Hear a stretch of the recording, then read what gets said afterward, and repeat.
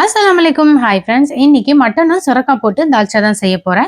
அதுக்கு முதல்ல சுரக்காயை தோல் சீவி கட் பண்ணி வச்சுக்கலாம். கடலைப்பருப்பு 1 கப், துவரம் பருப்பு 1 கப் கழுவி 1/2 மணி நேரம் ஊற வச்ச பிறகு குக்கர்ல போட்டு மஞ்சள் தூள், கொஞ்சமா வெங்காயம், 1 கிளாஸ் தண்ணி போட்டு வேக வச்சு எடுத்துக்கலாம். 3/4 கிலோ மட்டன் வாங்கி கழுவி வச்சிருக்கேன். இப்போ வேக வச்ச பருப்பை கடைஞ்சிக்கலாம். ரொம்ப கடைய வேண்டாம், கொஞ்சம் லைட்டா கடைஞ்சுக்குங்க. பருப்பு கொஞ்சம் முழுசாவே இருக்கட்டும். இப்போ குக்கர்ல கொஞ்சமா நெய், 100 கிராம் எண்ணெய் போட்டு பட்டை, லவங்கம், ஏலக்காய், 3 வெங்காயம், 3 பச்சை மிளகாய், தேவையான அளவு உப்பு போட்டு வதக்கிட்டு இஞ்சி பூண்டு 2 ஸ்பூன், கழுவி வச்ச மட்டன், 4 தக்காளி, 1 ஸ்பூன் சக்தி மசாலா மிளகாய் தூள், மஞ்சள் தூள், 1/2 டீஸ்பூன் கரம் மசாலா போட்டு கிளறிட்டு கறி வேகிற அளவுக்கு தண்ணி போட்டு குக்கர் மூடி 4 விசில் வந்த பிறகு சுரக்காய் கட் பண்ணி வச்சிருக்கோம் இல்லையா, அதுவும் போட்டு மறுபடியும் 1 விசில் போட்டு எடுத்துக்குங்க. இப்ப நான் அகலமான பாத்திரத்துல மாத்திட்டேன். வேக வச்ச பருப்பும் போட்டு கொஞ்சமா புளி போட்டுக்குங்க.